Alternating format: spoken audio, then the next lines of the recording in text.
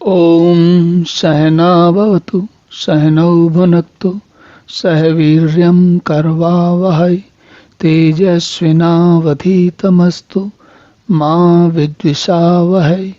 ओम शांति शांति शांति। हरि ओम। तो अभी तक पिछले श्लोक में भगवान बता रहे थे कि जो लोग इधर उधर भटकते हैं और सही पूजा नहीं करते, सही ध्यान नहीं करते, उनको तो परेशानी होती है। वो स्वर्ग की कामना करते हैं, स्वर्ग में जाते हैं, फिर वापस मृत्यु लोक में आते हैं। और जो मुझ में मेरे पारायण होते, जो मुझ में भक्ति रखते हैं, उनका मैं योग क्षेम और योग और क्षेम उसको संभालने की जिम्मेदारी मेरी होती है, मैं संभालता हूँ उसको। अब आगे भगवान कहते हैं, ये अपि अन्य देवता भक्ता यजन्ते सद्या अन्विता ते अपि माम एव कौन्तेय यजन्ति अविधि पूर्वकम। तो यहाँ पर भगवान ये कह रहे हैं कि ऐसे लोग, कौन से लोग, जो कि मेरी भक्ति नहीं करते बल्कि स्वर्ग की कामना करते हैं, अन्य देवताओं की पूजा करते हैं। और अन्य देवताओं से हमने पहले भी बात की, अन्य देवताओं से तात्पर्य होता है जीवन की अन्य संभावनाओं के बारे में। क्या? जैसे एक पुनः एक उदाहरण ले लेते हैं। मान लीजिए कि कोई व्यक्ति संगीत साधना में लगा है, तो क्या कर रहा है वो वाग देवता या सरस्वती की पूजा में लगा हुआ है। अब अगर हम सामान्य परिस्थितियों में देखें तो सभी लोग मानेंगे कि सरस्वती की पूजा करना तो अच्छी बात हुई, बुद्धि आएगी, अच्छी बात होगी, इसमें क्या समस्या है। ऐसा क्यों भगवान कह रहे हैं, उसमें ऐसा क्यों सोचा जाएगा कि भाई वो कुछ गड़बड़ कर रहे हैं। तो भगवान ये कहते हैं कि आप किसी भी अन्य देवता की पूजा करोगे और तो भी वास्तव में तुम मेरी ही पूजा करोगे। क्यों?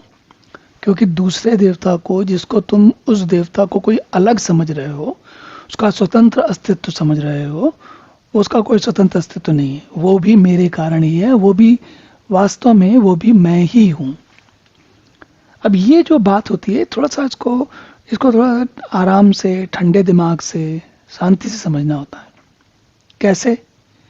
हम सामान्य परिस्थितियों में हम ये जानते हैं कि हमने जो सीखा है सामान्य परिस्थितियों में, उसमें क्या होता है कि शिव जी की पूजा करो तो ये मिलेगा, विष्णु जी की पूजा करो, विष्णु भगवान की पूजा करो तो ये मिलेगा, शिव भगवान की पूजा करो तो ये मिलेगा, गणेश जी की पूजा करो तो ये मिलेगा, सरस्वती जी की पूजा करो तो ये मिलेगा, दुर्गा जी की पूजा करो तो ये मिलेगा। तो अब ये बात हमारे दिमाग में कहाँ से आई, क्यों आई? क्योंकि हमसे किसी और ने कही और उससे किसी और ने कही। तो इस प्रकार ये बातें कहती हुई चली आती हैं। तो क्या हमें शिव जी की, भगवान शिव की या दुर्गा जी की या भगवान विष्णु की या किसी की पूजा नहीं करनी चाहिए क्या? तो भगवान कृष्ण यहाँ ये कह रहे हैं, या भगवान यहाँ ये कह रहे हैं, या परमात्मा यहाँ ये कह रहे हैं कि तुम किसी भी देवता की पूजा करोगे तो भी वास्तव में उसका भी आधार मैं ही हूँ। और जब मैं ही सबका आधार हूँ तो तुम किसी और की पूजा भले ही कर रहे हो, वास्तव में तो पूजा तुम मेरी ही कर रहे हो। इसका एक अब आज के समय में दुनिया बदल रही है, इसलिए सीधा नहीं समझ में आएगा, लेकिन आप इसको एक थोड़ा सा 10-15 साल पुराना समय से मिला के देखिए, जब हमारे देश में भ्रष्टाचार बहुत चरम सीमा पे था। तो क्या होता था, आप किसी चपरासी को, किसी छोटे अधिकारी को पैसे देते थे तो वास्तव में पैसे क्या उसी के पास रह जाते थे? नहीं, पैसे तो चपरासी केवल तभी पैसे ले सकता था जब उसका अधिकारी या उस अधिकारी का उसका आगे वाला अधिकारी, अगर उस सबसे बड़ा अधिकारी साफ मना कर दे कि कोई पैसे नहीं लेगा, कोई रिश्वत नहीं लेगा, कोई घूस नहीं लेगा, तो नीचे वाले किसी कर्मचारी की हिम्मत नहीं पड़ सकती। क्यों? क्योंकि बड़ा वाला अधिकारी कानूनी कार्रवाई करेगा, उसको निकाल के बाहर कर देगा। तो जब छोटे वाले देवता अपना काम करते हैं, वो क्यों काम करते हैं? क्योंकि उनके ऊपर भगवान की छत्र छाया है। और इसमें मैंने बातचीत करते में भगवान शिव को, भगवान दुर्गा जी को, गणेश जी को, सबको मिला लिया, है ना।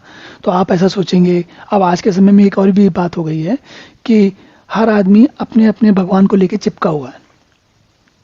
चिपका हुआ है का अर्थ ये, और आज ही नहीं, ये आज कम से कम 2-3 हज़ार साल से हो रहा है।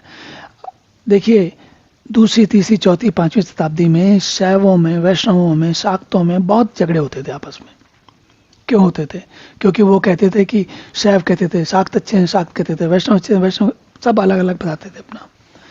तो उसमें क्या समस्या थी? उसमें समस्या ये थी कि इन सबको, इन भगवान के इन जिन रूपों की हम बात कर रहे हैं वो सब भगवान के ही रूप हैं। और जब हम ये बात भली भांति समझ जाते हैं, अगर आपको ये पता हो कि चपरासी को पैसे देने के बाद भी अगर अधिकारी के पास ही पहुंच रहे हैं, तो आप चपरासी को क्यों दोगे? आप सीधे अधिकारी से जाके बोलोगे कि भाई तुमको पैसे देता हूं, तुमको जो काम करना करो मेरा। तो कायदे से रिश्वत लेने का तरीका भी कैसा होना चाहिए कि हर विभाग में एक जो सबसे उच्च अधिकारी है उसके पास एक अलग से हुंडी या डब्बा या जो भी पेटी रखी रहेगी, उसमें वो वहाँ रिश्वत का धन सारा आएगा। तो हम जो कुछ भी काम करवाना होता है, सारे लोग नियम पूर्वक आएंगे और उसके अधिकारी को पैसे देंगे, अधिकारी अपना बांटेगा जिसको जैसा बांटना है। समस्या क्या है? तो तार्किक रूप से देखा जाए तो ऐसा ही होना चाहिए। रिश्वत लेने की प्रक्रिया भी पूरी व्यवस्थित होनी चाहिए, तो सबको पता रहेगा कि भाई आप असली कमाई कितनी कर रहे हो, रिश्वत की कमाई कितनी कर रहे हो, और सब ट्रैकिंग होनी चाहिए। भगवान ये कह रहे हैं, भगवान ये कह रहे हैं कि अगर तुम उनको पूजोगे तो वो पूजन अविधि पूर्वक है, अर्थात अज्ञान पूर्वक है, अज्ञान है वो। क्योंकि आपके सामने सब कुछ चल रहा है और आप आंखें बंद करके बैठे हुए हो। चलिए अब अगला श्लोक देखते हैं।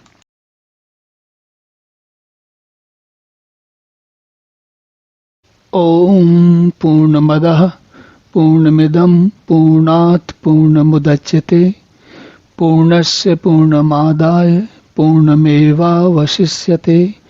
ओम शांति शांति शांति।